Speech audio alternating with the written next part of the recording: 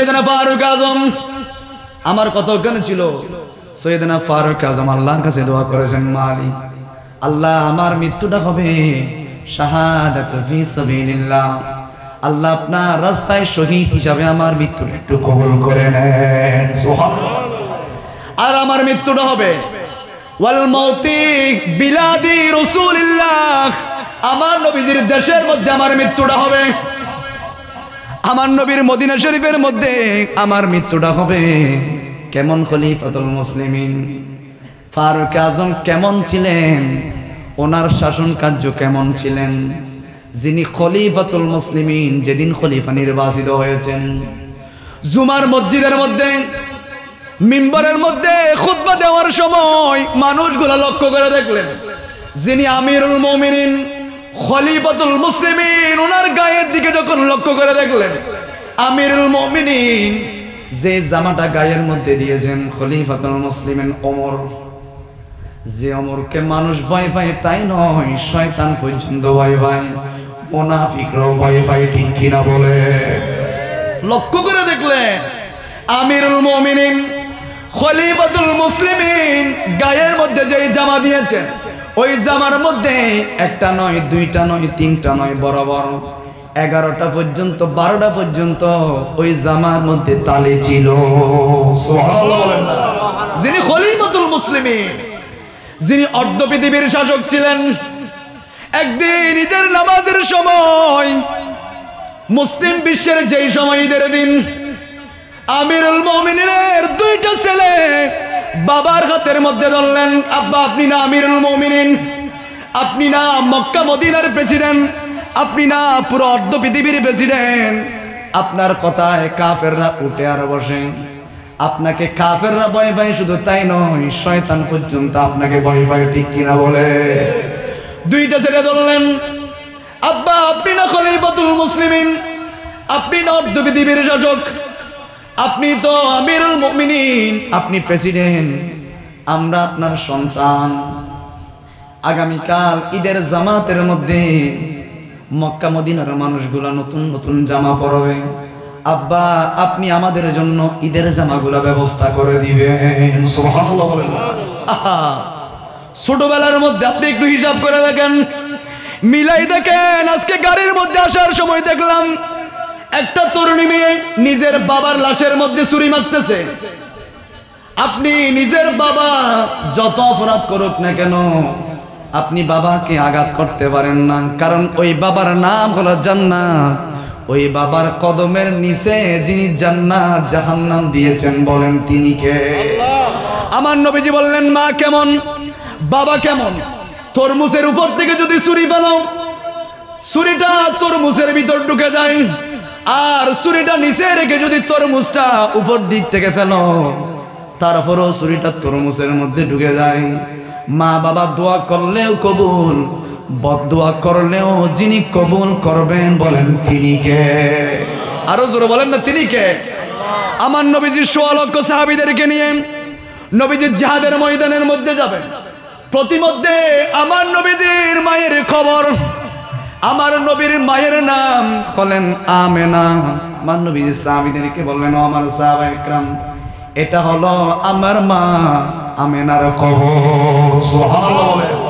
আমি একটু আমার মায়ের কবরটা জিয়ারত করব।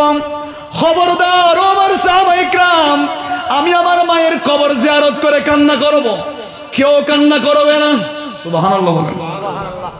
রহমাতুল লিল আলামিন আমার নবীর মায়ের কবরের সামনে দাঁড়িয়ে ছোটবেলার দৃশ্যগুলা মনে করে করে আমার নবীর মাথার মধ্যে জাইতুনের তেল দিয়ে দিতেন, সীতা ফারায় দিতেন। এই দৃশ্যগুলা মনে করে করে রহমাতুল লিল আলামিন অজরে 2 চোখের পানি ছেড়ে ছেড়ে কান্না করতেন। ছোট বাচ্চার মতো কান্না করতে লাগলেন। হাজার হাজার সাহাবায়ে کرام আমার নবীর কান্না দেখে দেখে সবাই কান্না শুরু করলেন। আমার নবীজি অল্প কিছুক্ষণের মধ্যে মুনাজাতটা শেষ করলেন। জিজ্ঞেস করলেন, ও সাহাবায়ে کرام, তোমাদের কেন বললাম তোমরা কেউ কান্না করিও না? আমার নবী সাহাবায়ে کرام বললেন, নবীজি আপনি অজরে কান্না করছেন, কিভাবে আমরা কান্না থামিয়ে রাখবো? সুবহানাল্লাহ।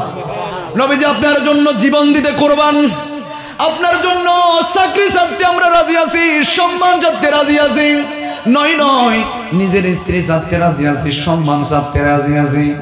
আপনি নবীর জন্য আমাদের জীবনটা কুরবান করে দেওয়ার জন্য রাজি আছি।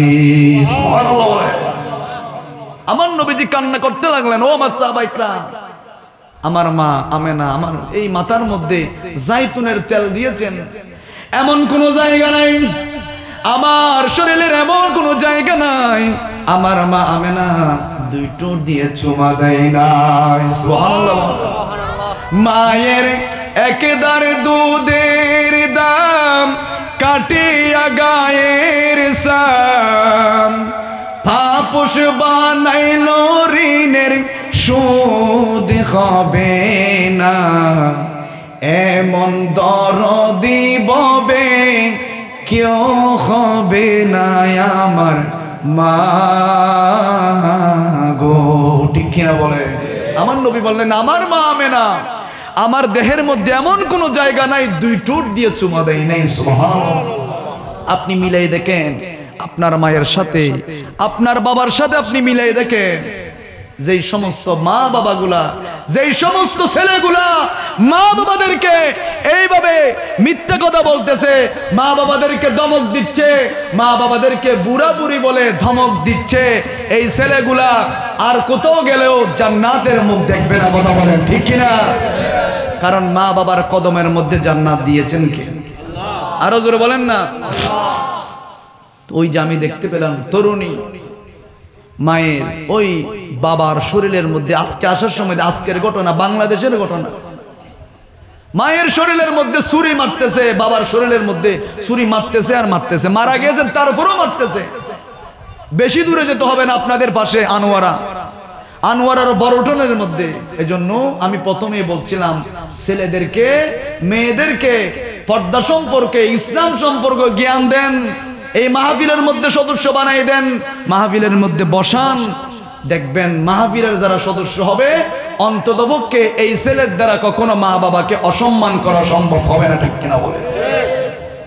যারা এই কথাগুলো শুনছেন, আমার মা বোনরা যারা শুনছেন, তাদের দ্বারা কখনো রাস্তার মধ্যে বেপরদায় বের হওয়া সম্ভব হবে না।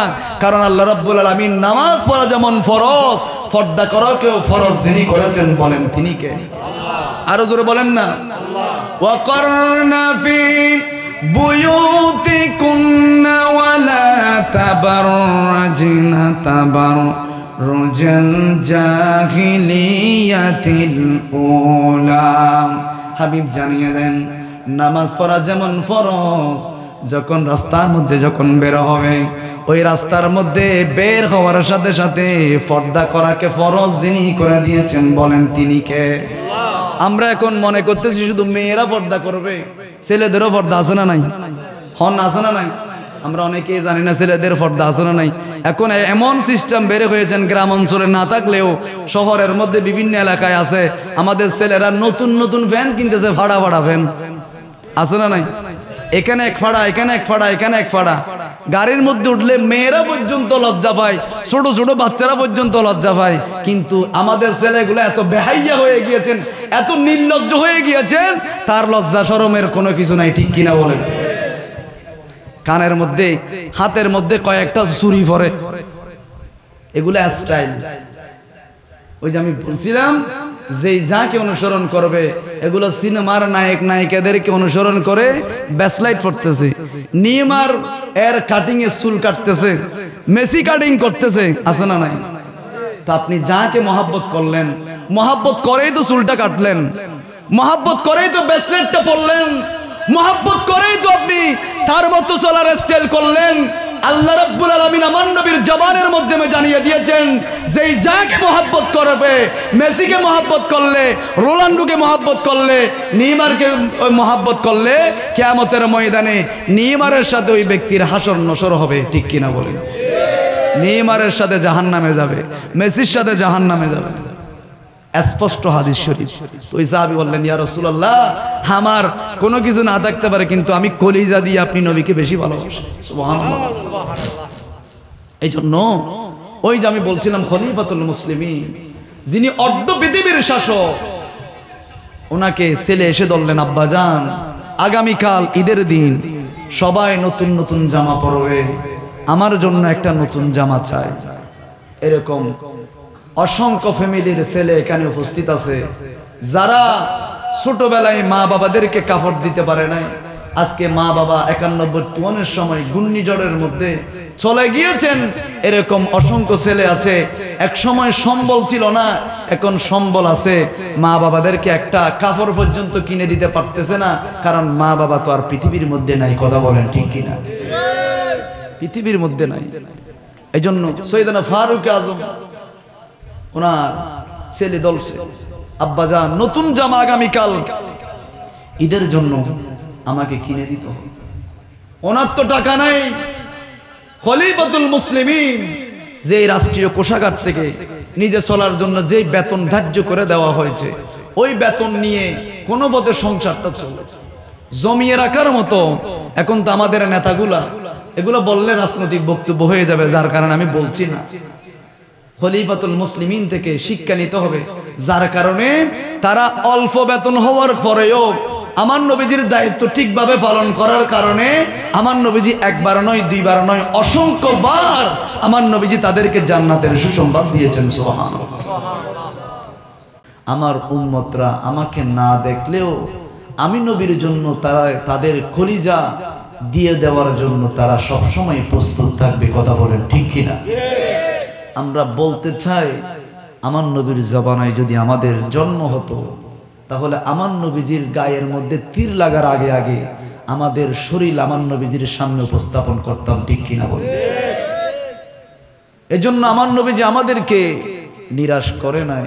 আমাদের মধ্যে যারা আমার নবীকে মহাব্বত করবে, ভালোবাসবে, আমার নবী বলেন, ইন্নাল ঈমানা লা ইয়ারজুহা ইলাল মদিনা, নিশ্চয় নিশ্চয় ঈমানটা সেদিন মদিনা শরীফে চলে যাবে। এজন্য আমার উম্মত যারা আমাকে ভালোবাসবে, ওই ব্যক্তিরা মহাব্বতটা যখন পর্যায়ক্রমে বাড়তে থাকবে, তাদেরকে আর মদিনা যেতে হবে না, আমি রাসূল তাদের ঘরের মধ্যে চলে আসবো। আর একটু মহাব্বতে বলেন না সুবহানাল্লাহ। এজন্য ওই রব্বুল আলামিনের দরবারে শুকরিয়া জ্ঞাপন করতেছি যে রব্বুল আলামিন আমাদেরকে আদম আলাইহিস সালামের উম্মত বানায় নাই, মূসা আলাইহিস সালামের উম্মত বানায় নাই, বানিয়েছেন এমন একজন নবীর উম্মত যেই নবীর চেহারা দেখলে জাহান্নামের আগুন হারাম হয়ে যায়। এই আওয়াজে হবে না? আচ্ছা, আমরা ওই নবীর উম্মত হয়ে খুশি না বেজা? উনি কেমন নবী একটু হিসাব করে দেখেন না, আপনার দামটা কত বেশি। যেই নবীর চেহারা যদি আপনি স্বপ্নের মধ্যে একবার দেখেন, জিন্দেগির জন্য আপনার জন্য জাহান্নামের আগুন আল্লাহ হারাম করে দিবেন। একটু চিন্তা করে দেখেন আমার নবীটা কত রহমত। উনি এমন নবী যিনি ইশারা করেছেন আকাশের চাঁদ দুটুকরা হয়ে জমিনের মধ্যে পড়ে গিয়েছে। উনি এমন নবী, রাস্তা দিয়ে হেঁটে যাওয়ার সময় পাথর আমার নবীর সম্মানার্থে মোমের মতো গলে গিয়েছেন। সুবহানাল্লাহ। এজন্য মহান রব্বুল আলামিনের দরবারে হাজার কোটি শুকরিয়া জ্ঞাপন করতেছি, আল্লাহ যে আমাদেরকে ইমামুল মুরসালিনের উম্মত বানিয়েছেন, এই সোনুয়ার জমিন থেকে বাছাই করে করে আমাদেরকে যে মাহফিলের মধ্যে আসার জন্য আল্লাহ তৌফিক দিয়েছেন, শুকরিয়াতে একবার বলি আলহামদুলিল্লাহ। কারণ আমরা এই গ্যারান্টি দিতে পারবো না আগামী বছর আমরা কি এই মাহফিলে আসতে পারবো কিনা, আমাদের হায়াত থাকবে কিনা, বেঁচে থাকবো কিনা, এটার গ্যারান্টি পৃথিবীর কোন রাজা বাদশা, কোন প্রেসিডেন্ট, কোন প্রাইম মিনিস্টার দিতে পারবে না। কারণ মৃত্যু দেওয়ার মালিককে, হায়াত দেওয়ার মালিককে, আরো জোর বলেন না, জীবন দেওয়ার মালিককে। এই জন্য আল্লাহর দরবারে শুকরিয়া জ্ঞাপন করতেছি, আল্লাহ এই মাহফিল যদি আমাদের জীবনের শেষ মাহফিল হয়, আল্লাহ এই মাহফিলের উসিলায় আমাদের জীবনের গুনাহ আপনি মাফ করে দিন। আমিন। সাথে সাথে সরকারে দো আলম নূরে মুজাসসম রহমাতুল লিল আলামিনের দরবারে হাজার কোটি দরুদ সালামের হাদিয়া প্রেরণ করতেছি, যেই নবী এখনো পর্যন্ত রওজায়ে পাকের মধ্যে বসে বসে রব্বি হাবিলি উম্মতি বলে বলে আমাদের জন্য আমার নবীজি কান্না করতেছেন। আমি আপনাদেরকে বেশিক্ষণ কষ্ট দেব না, 12টার মধ্যে 12টা শেষ করে দেব। আপনারা বসবেন তো? কারণ এখানে আপনি মনে করতেছেন আপনি হেঁটে হেঁটে এসেছেন, না না, শায়ের বলতেছেন যে মেহবুব কি মেহফিলে কো सजाते हैं, आते हैं वही जिनको सरकार बुलाते हैं। सुभान अल्लाह। आते हैं वही जिनको সরকার বোলাতে হে, এখানে তারাই এসেছেন যাদেরকে সরকার আমার নবীজি দাওয়াত দিয়েছেন। সুবহানাল্লাহ। এখানে তারাই আসতে পেরেছেন যাদেরকে নবীজি ঘরের মধ্যে গিয়ে গিয়ে কি দিয়েছেন, দাওয়াত দিয়েছেন, তারাই এসেছেন। এই জন্য আমি দেরি করব না, আমি একটা আয়াতে কারিমা তেলাওয়াত করেছি। আল্লাহ রাব্বুল আলামিন জানিয়ে দিয়েছেন পৃথিবীর মধ্যে এমন সংখ্যক কিছু মানুষ আছে যারা নিজের দলকে প্রমোট করার জন্য নয়, নিজের ক্ষমতা বাড়ানোর জন্য নয়, আমি আল্লাহর জন্য যারা জীবন দিয়ে দেয় ওই ব্যক্তিদের মর্যাদা যিনি বাড়িয়ে দিবেন বলেন তিনি কে? আল্লাহ। এই যে 91 তুয়ানের সময় অসংখ্য মানুষ মারা গিয়েছেন। আমি আজকে কিতাব খুলে এখানে আসার সময় স্টাডি করে এসেছি, দেখলাম যারা 91 তুয়ানের সময় যারা মারা গিয়েছেন, পানির মধ্যে যারা মারা গিয়েছেন, যেই সমস্ত মা বোনরা মারা গিয়েছেন, আমি 5 প্রকার শহীদের কথা কিতাবের মধ্যে দেখে আসলাম। এখান থেকে এক প্রকার হলো যারা পানির মধ্যে ডুবে মারা যায়, আল্লাহ তাদেরকে বিনা হিসেবে জান্নাত দান করে দেন। আবার কিতাবের মধ্যে আল্লাহ রাব্বুল আলামিন আমার নবীর জবানের মাধ্যমে ইরশাদ করে দিয়েছেন, কারণ আমার নবী তো কথা বলেন না, আমার নবীর জবানের মাধ্যমে যিনি কথা বলেন বলেন তিনি কে? আল্লাহ রাব্বুল আলামিন কালামুল্লাহ শরীফের মধ্যে আমার নবীর জবানের মাধ্যমে জানিয়ে দিয়েছেন, হাবিব জানিয়ে দেন আপনার কাজ হলো প্রচার করবেন, আপনি শুধু একটু জানিয়ে দিবেন, মানুষ শুনুক শুনবে না এই জিনিস আপনারা দেখার প্রয়োজন নাই। আপনি মনে করতেছেন এই ইসলামটা এমনি এমনি চলে এসেছেন, এমনটা নয়। আমার রহমাতুল লিল আলামিন এই যে সূরাটা তেলাওয়াত করলাম, এই সূরাগুলা মানুষের কাছে যখন বর্ণনা করতেন, 2 শ্রেণীর মানুষ বিভক্ত হয়ে যেতেন। এক শ্রেণীর মানুষ থাকতো আমার নবীকে কলিজা দিয়ে ভালোবাসতেন, আর এক শ্রেণীর মানুষ থাকতো ওই মানুষ বলতো মুহাম্মদ একটা পাগল, মুহাম্মদ একটা গণক। জিজ্ঞেস করতেন কেমন গণক? বলতো মুহাম্মদ এমন গণক যে মুহাম্মদের চেহারা দেখলে মানুষ পাগল হয়ে যায়। আরো জোরে বলেন না সুবহানাল্লাহ। এই কোরআনের আয়াতগুলো আমার নবীজির তেলাওয়াতগুলো শোনার সাথে সাথে একজন নয়, দুইজন নয়, হাজার হাজার মানুষগুলা আমার নবীর চেহারা দেখে দেখে আমার রহমাতুল লিল আলামিন নূরানি চেহারা মুবারক দেখে দেখে হাজার হাজার মুসলমান, হাজার হাজার মহিলারা, হাজার হাজার ছেলে পুরুষ আমার নবীর কালিমা পড়ে পড়ে মুসলমান হয়েছে। এই আওয়াজে হবে না, আর একটু জোরে বলেন না, আরো জোরে বলেন সুবহানাল্লাহ। আমার নবী যখন কোরআনের বাণীগুলো নিয়ে যেতেন, এই যে আজকে তেলাওয়াত করলাম, وَإِذَا تُلِيَتْ عَلَيْهِمْ آيَاتُهُ زَادَتْهُمْ إِيمَانًا وَعَلَى رَبِّهِمْ يَتَوَكَّلُونَ। সুবহানাল্লাহ। এই কোরআনটা এমন কিতাব, যেই কিতাবটা শুনলে মানুষের অন্তর নরম হয়ে যায়। এই কিতাবটা এমন কিতাব, এই কোরআনটা এমন কোরআন, যেই কোরআন ধরলে সওয়াব, পড়লে সওয়াব, পড়তে জানেন না।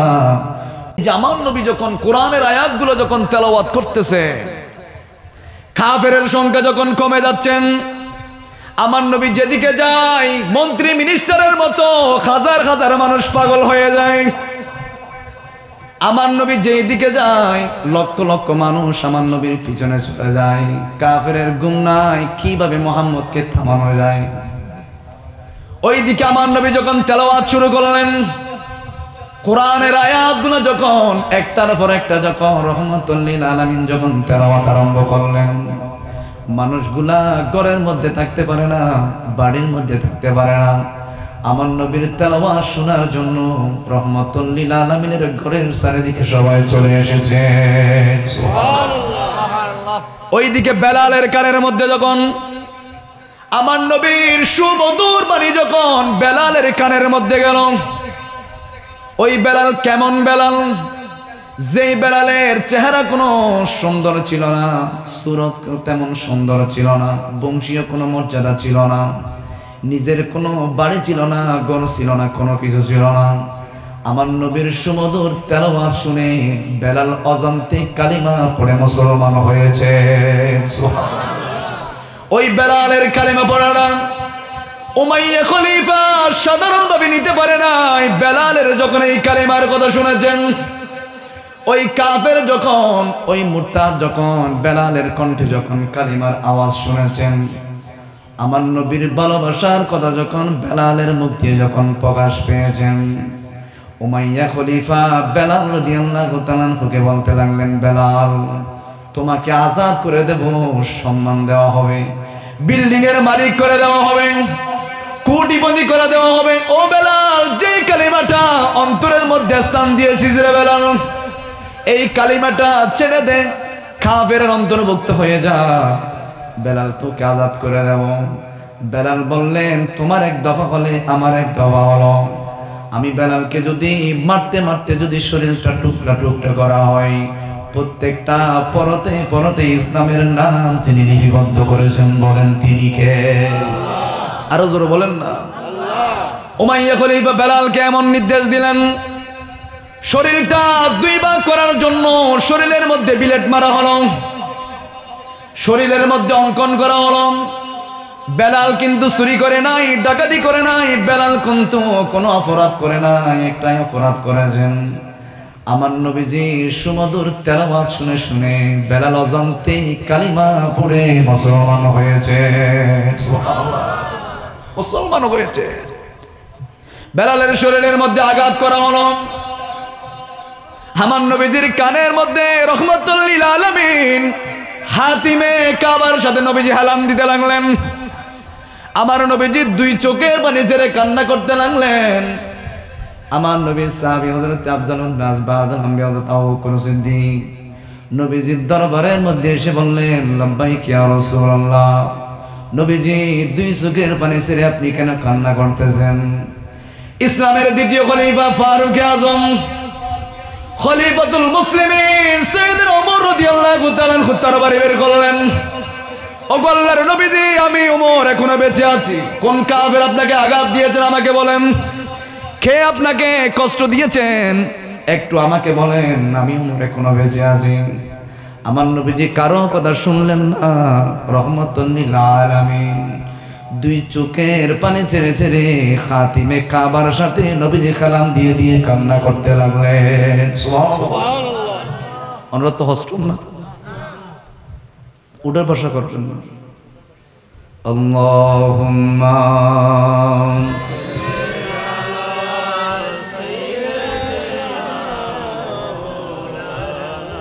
ওয়া আলা আলি সাইয়্যিদিনা ওমর রাদিয়াল্লাহু তাআলা আনহু লাঙ্গা তরবারি নিয়ে আমার নবীর দরবারের মধ্যে হাজির হলেন। লাব্বাইক ইয়া রাসূলুল্লাহ। ওগো নবীজি, আপনি কেন কান্না করতেছেন? নবীজি, আপনি কি জানেন না আপনার জন্য আমাদের জীবনটা কোরবান করে দিতে প্রস্তুত? সুবহানাল্লাহ। ইয়া রাসূলুল্লাহ, আপনি তো বলেছেন, কুল ইন কানা আবাউকুম ওয়া আবনাউকুম ওয়া ইখওয়ানুকুম وأزواجكم وعشيرتكم وأموال اقترفتموها وتجارة تخشون كسادها ومساكن ترضونها أحب إليكم من الله ورسوله وجهاد في سبيله فتربصوا حتى يأتي الله بأمره والله لا يهدي القوم الفاسقين. سبحان الله. নবীজি, আপনি তো জানিয়ে দিয়েছেন, স্ত্রীর চাইতে, পুত্রের চাইতে, সম্পদের চাইতে, জীবনের চাইতে আল্লাহ কালামুল শরীফের মধ্যে জানিয়ে দিয়েছেন, সব কিছুর চাইতে আপনি নবীকে বেশি ভালোবাসতে হবে। সুবহানাল্লাহ। নবীজি, আমি ওমর হাজির হয়ে গেলাম। আমাকে বলেন, কোন কাফের আপনাকে কষ্ট দিয়েছেন? কোন মুশরিক আপনাকে কষ্ট দিয়েছেন? আমার নবীজি কারো কথা শুনতে লাগলেন না। রহমাতুল লিল আলামিন খাতিমে কাবার সাথে হেলান দিলেন। একজন এসে বললেন, নবীজি আপনি কান্না শুরু করে দিয়েছেন, নবীজি কেন কান্না করছেন? আমার নবী বলেন, ও ফারুক আজম, এই জন্য আমি কান্না করছি।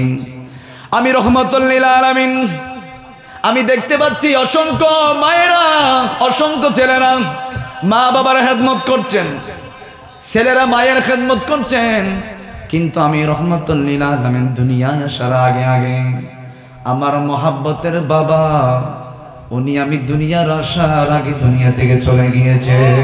সুবহানাল্লাহ। আমার বয়স যখন 6 বছর হয়েছেন, আমার মা আমেনা আমাকে ছেড়ে আল্লাহর কাছে চলে গিয়েছেন। আমি মা বাবার খেদমত করতে পারি নাই। আল্লাহ রাব্বুল আলামিন কালামুল্লাহ শরীফের মধ্যে জানিয়ে দিয়েছেন, হাবিব জানিয়ে দেন, যাদের মা বেঁচে আছে, যাদের বাবা বেঁচে আছে, একবার মায়ের চেহারার দিকে তাকাবেন, বাবার চেহারার দিকে তাকাবেন, মকবুল হজের সওয়াব যিনি দিবেন বলেন তিনি কে? আল্লাহ। আল্লাহ কবুল হজের সওয়াব দিবেন।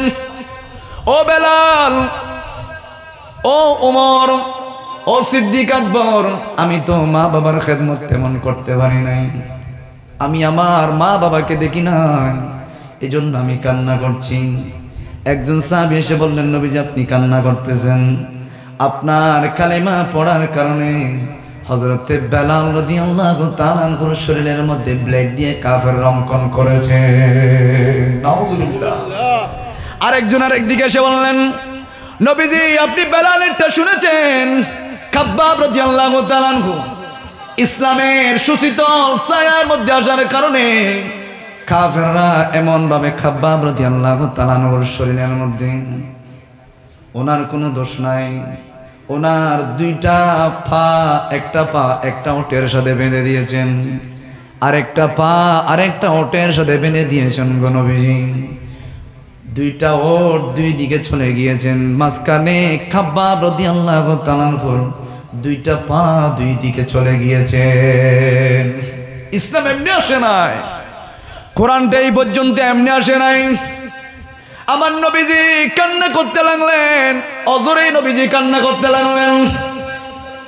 আমার নবীজি আল্লাহর কাছে ফরিয়াদ করলেন, ও মালিক, এই যে আজকে আমার বেলাল রাদিয়াল্লাহু তাআলা, খাব্বাব রাদিয়াল্লাহু তাআলা এই যে ইসলামের জন্য দুনিয়ার সব কিছু ত্যাগ করেছেন গো মালিক, এগুলার বিনিময়ে কাল কিয়ামতের ময়দানে কোটি কোটি আমার উম্মত জাহান্নামী উম্মতকে আমি জান্নাতের মধ্যে দিয়ে দেব। ওই যে আমি বলছিলাম, এই যে কান থেকে পানিতে ডুবে আগুনের মধ্যে অসাবধানতার কারণে অসংখ্য মানুষ 91 ঘূর্ণিঝড়ের মধ্যে, 91 তুফানের মধ্যে অসংখ্য মহিলারা ইন্তেকাল করেছেন, অসংখ্য মা বোনরা মারা গিয়েছেন, ঠিক কিনা বলেন? অনেকের মা নাই, অনেকের বাবা নাই। আমি প্রথমে বলেছিলাম সবচেয়ে দামি মানুষ তারা যারা আজকে কবরের মধ্যে চলে গিয়েছেন।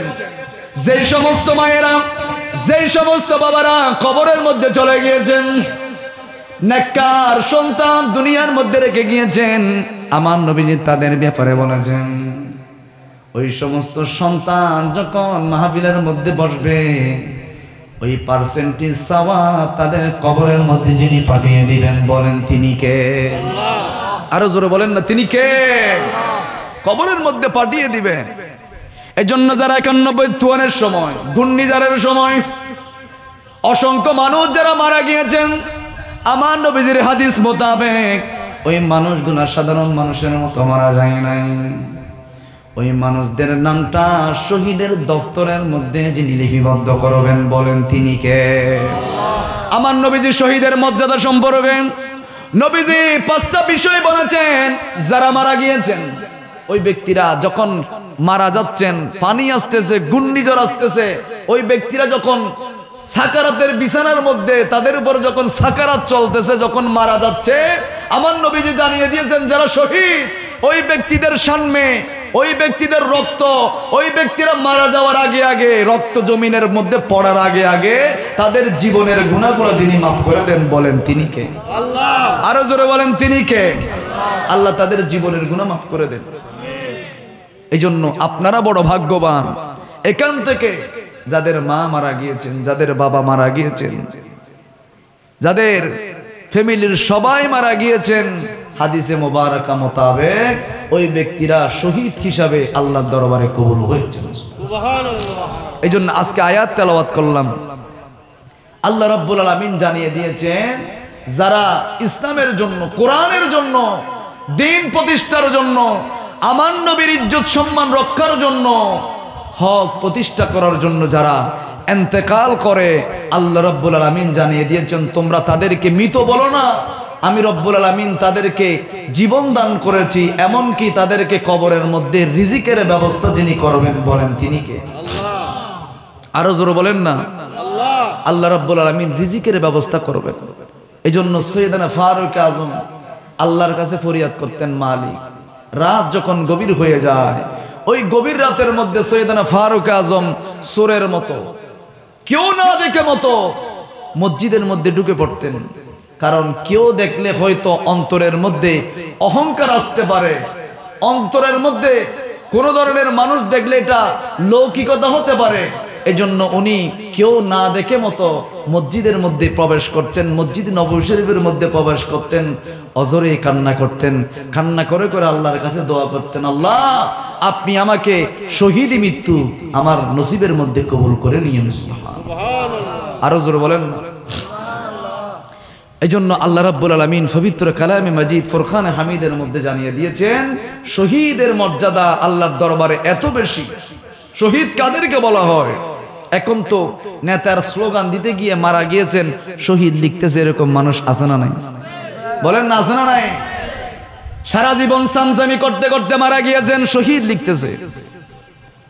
অথচ রব্বুল আলামিন বলেন, শহীদ তাদেরকে বলা হয় ফি সাবিলিল্লাহ, আল্লাহর রাস্তায় যারা জিহাদ করতে শহীদ হয়ে যায়, নিজের সম্মান বৃদ্ধি করার জন্য নয়, কোরআনের সম্মান বাড়ানোর জন্য, আমার নবীর ইজ্জত সম্মান বাড়ানোর জন্য, কোরআন এর সম্মান বাড়ানোর জন্য যারা শহীদ হয়, ইসলামের জন্য যারা শহীদ হয়, যারা হক হালালের পথের মধ্যে চলতে গিয়ে যারা শহীদ হয়, রব্বুল আলামিন তাদের মর্যাদা দুনিয়া এবং আখিরাতের মধ্যে যিনি বানিয়ে দিবেন, বলেন তিনি কে?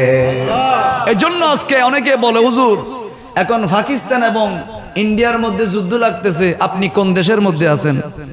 তো অনেকে বলবো আমরা পাকিস্তানে আছি। না, আমি যখন ইন্ডিয়ার মধ্যে গিয়েছি আলোচনা করার জন্য প্রায় 5 বছর পর্যন্ত ইন্ডিয়া যাচ্ছি, আমি দেখেছি ইন্ডিয়ার মধ্যে বাংলাদেশের চাইতে মুসলমান বেশি, প্রায় 35 কোটি মুসলমান ইন্ডিয়ার মধ্যে।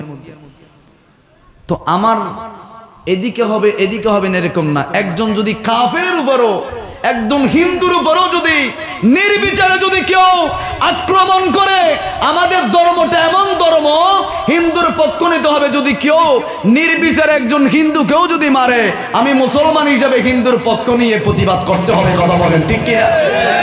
শুধু আপনি এটা বুঝলেন মুসলমানকে বাঁচাতে হবে, আর মুসলমানদেরকে যদি অন্যায়ভাবে যদি কেউ আক্রমণ করে, আহত করে, কারণ মুসলমান এটা এমন একটা জাতি, এমন একটা ধর্ম, মুসলমান এটা একটা পুরো শরীরের মতো।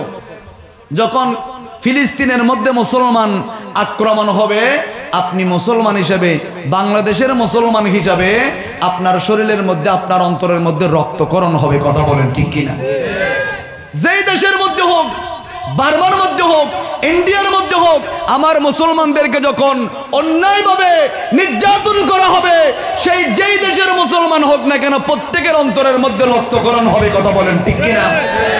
আজকে আপনারা দেখতে পেরেছেন আমেরিকার মধ্যে ইহুদির বাচ্চাগুলা আমার ফিলিস্তিনি সেই শিশুদেরকে, ছোট ছোট বাচ্চাদেরকে নির্বিচারে হাজারে হাজারে, প্রতিদিন এমন কোনো দিন নাই, শত শত ফিলিস্তিনি মুসলমানদেরকে নির্বিচারে শহীদ করতেছে। কথা বলেন ঠিক কিনা? এই মাহফিল থেকে বলে দিতে চাই, পৃথিবীর মধ্যে যেই সমস্ত মানবতা সংগঠন বলে বলে পাবলিসিটি করে, জাতীয় সংঘ বলে বলে পাবলিসিটি করে, এগুলো মুসলমানের সংগঠন নয়, মুসলমানদের জন্য জাতীয় সংগঠন নয়, এগুলো সবগুলা ইহুদি নসরার দালাল। কথা বলেন ঠিক কিনা? জাতীয় সংঘ এগুলা মুসলমানের বন্ধু নয়, এগুলো আমাদের থেকে টাকা নিয়ে, আমাদের সমর্থন নিয়ে এগুলো ইহুদিদেরকে শেল্টার দিচ্ছেন, ইহুদিদের নিরাপত্তা দিচ্ছেন। না হলে যেই নিরাপত্তা দেওয়ার কথা সমগ্র বিশ্বের মধ্যে সমানভাবে মানুষের অধিকার রক্ষা করা, তাহলে আমার ফিলিস্তিনি এই নিরপরাধ মানুষগুলা যাদেরকে খাবারের গাড়ি পর্যন্ত ঢুকতে দেওয়া হচ্ছে না, আপনারা দেখে অবাক হয়ে যাবেন। যারা আমার যুবক ভাইয়েরা আছেন তারা দেখতেছেন যে খাবার না পেয়ে হাজারে হাজারে শত শত ফ্যামিলির মানুষ, ছোট ছোট বাচ্চারা বিনা খাবারে বিনা পানিতে ওরা শাহাদাত বরণ করতেছে। কথা বলেন ঠিক কিনা? সুন্নতি নয় শুধু দাওয়াতের মেহমান, সুন্নতি নয় শুধু খাওয়া শেষ মধুপান, আরো কিছু সুন্নাত আছে তুমি জানো কি?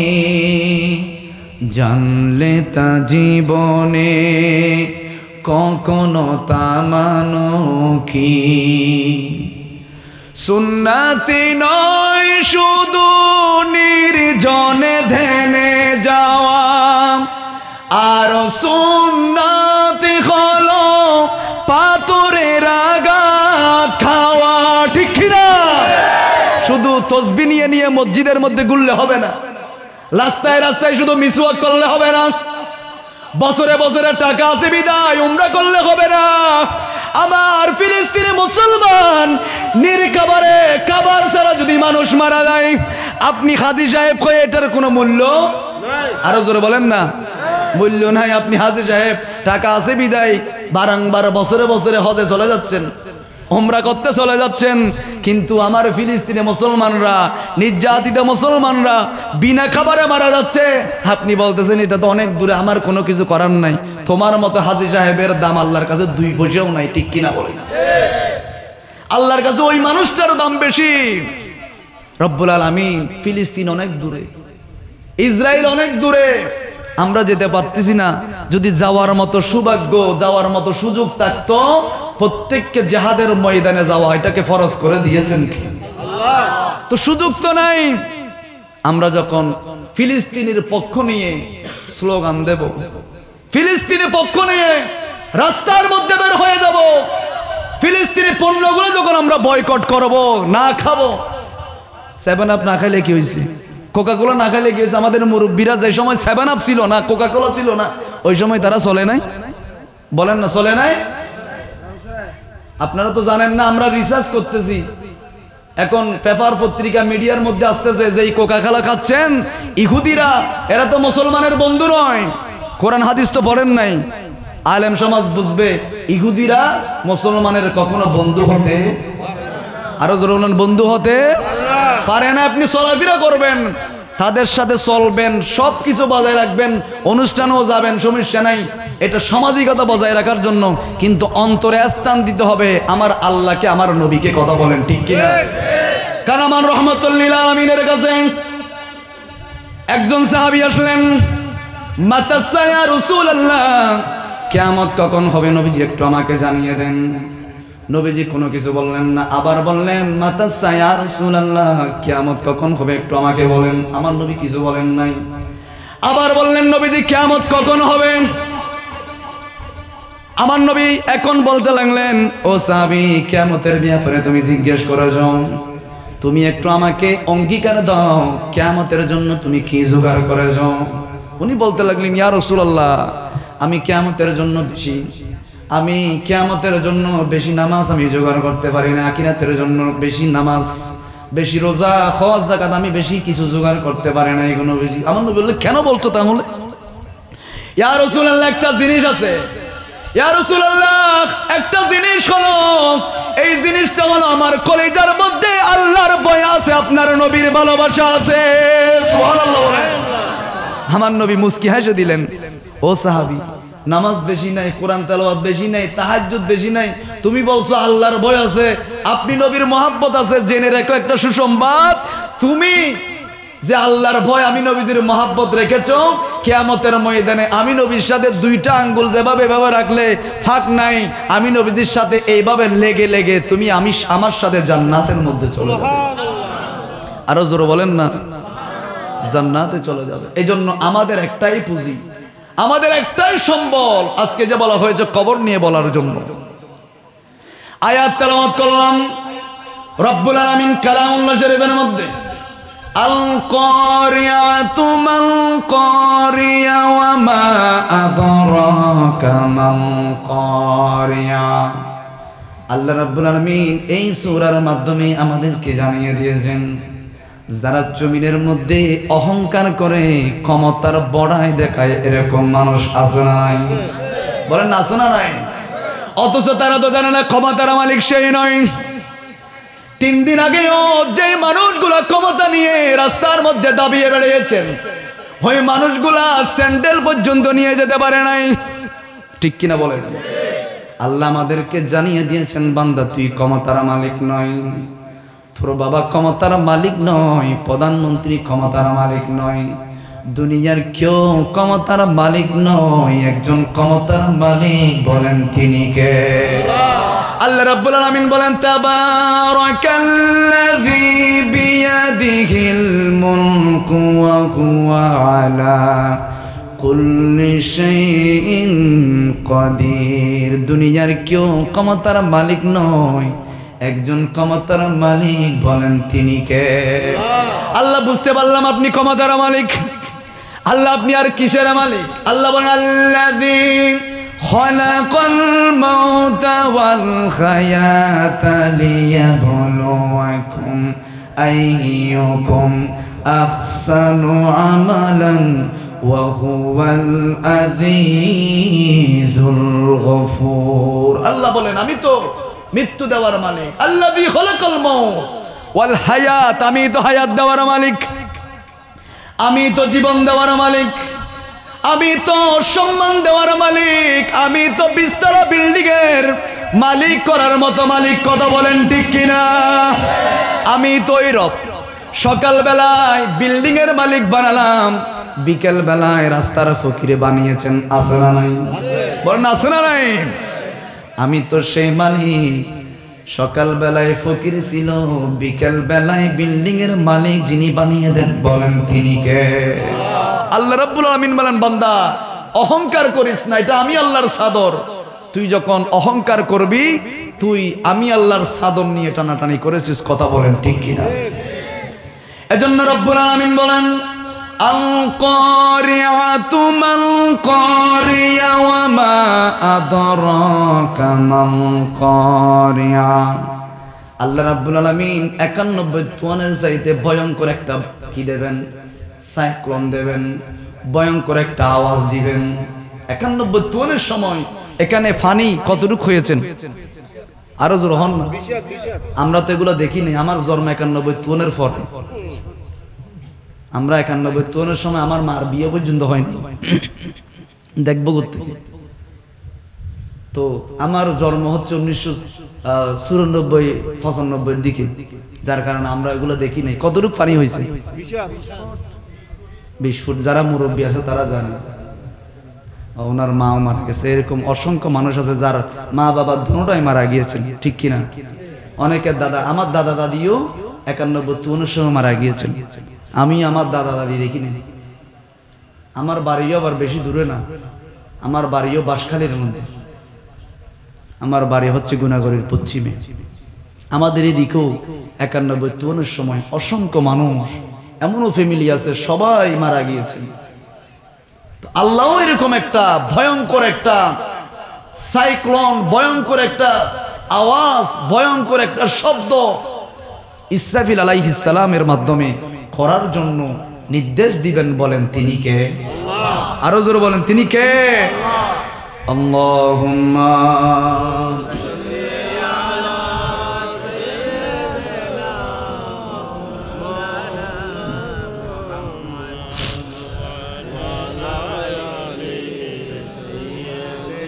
কষ্ট হচ্ছে। আমি 12টা বাজে শেষ করে দেবো বলছিলাম, যেহেতু একজন মানুষ উঠতেছেন না, তো একটু বাড়াবো আর কি। সময় কষ্ট হবে আপনাদের। আল্লাহুম্মা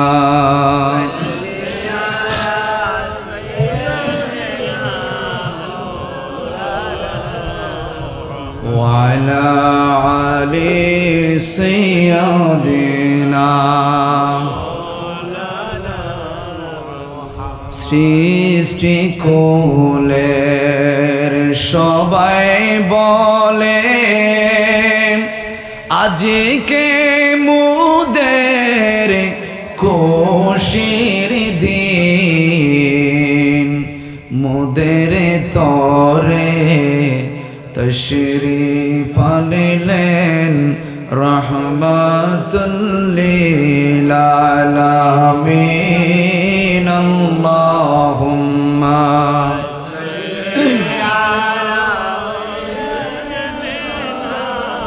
মাওলানা মুহাম্মদ ওয়া আলা আলি মাওলানা মদিনাওয়ালার দেশত আশিক যখন যায় খলি জাগানো মদিনার পাখি সবাই খলি জাগানো মদিনার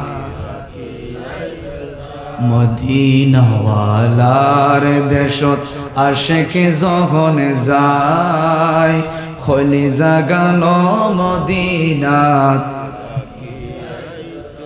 হইতে নফারে তারাও যারা আসলে মদিনাত হইতে নফারে তারাও যারা আসলে মদিনাত মদিনা সাই আইলো নাকি সাই আইলো জান্নাত সুবহানাল্লাহ। আমার নবীর রওজা দেখে আসেন, আমার নবী বলেন মা বাইনা বাইতি ওয়া মিম্বারি মির রিয়াজিল জান্নাহ। আমি নবীজির মসজিদ এবং ওই মিম্বরের মাঝখানের ওই জায়গাটার নাম হলো রিয়াজিল জান্নাহ সুবহানাল্লাহ। আর যেই ব্যক্তি আমার নবীজির রওজা মোবারক জিয়ারত করবে ওই ব্যক্তির জন্য সুপারিশ করা আমার নবীর জন্য ওয়াজিব হয়ে গিয়েছে। কিন্তু আমাদের মধ্যে এমন কতগুলো বিভ্রান্তি আছে যে অনেকে বলে মক্কা শরীফ যেও, মদিনা শরীফ যাওয়ার প্রয়োজন নাই। আছে না নাই? বলেন আছে না নাই? মক্কা শরীফ এটা যাবেন, মদিনা শরীফ যাওয়া হজের অংশ নয়। বেকুব, মদিনা শরীফ যাওয়া হজের অংশ এটা কেউ বলে নাই। মদিনা শরীফ এটা তো ঈমানের অংশ, ঠিক কিনা বলেন? আমার নবী বলেন ইন্নাল ঈমানা লা ইয়ারিজুহা ইলাল মদিনা। মসজিদ ভরা মুসল্লি হবে, ঈমানদার থাকবে না। মাহফিল ভরা মুসল্লি হবে, ঈমানদার থাকবে না। ঈমানের জায়গা পুরো পৃথিবীর মধ্যে যতগুলো মুসলিম কান্ট্রি আছে, দেশ আছে, এতগুলো দেশের মধ্যে ঈমানের জায়গা হবে না। কোথায় যাবে? লা ইয়ারিজুহা ইলাল মদিনা। মদিনা শরীফের মধ্যে ঈমানের জায়গা হবে। কথা বলেন ঠিক কি না? আমরা যে ঈমানের বড়াই করতেছি, আমার নবীজি এটা বুখারী মুসলিমের হাদিস। নবীজি বললেন ইন্নাল ঈমানা লা ইয়ারিজুহা ইলাল মদিনা। ও ঈমানদাররা, ও মুফতি সাহেবরা, ঈমান কিন্তু তোমাদের ভিতরে নাই।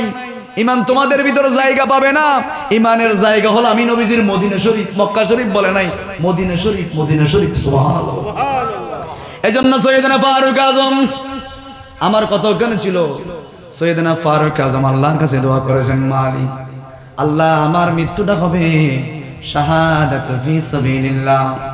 আল্লাহ আপনার রাস্তায় শহীদ হিসাবে আমার মৃত্যুটা একটু কবুল করে নেন। সুবহানাল্লাহ। আর আমার মৃত্যুটা হবে ওয়াল মাউতি বিলাদি রাসূলিল্লাহ। আমার নবীজির দেশের মধ্যে আমার মৃত্যুটা হবে। আমার নবীর মদিনা শরীফের মধ্যে আমার মৃত্যুটা হবে।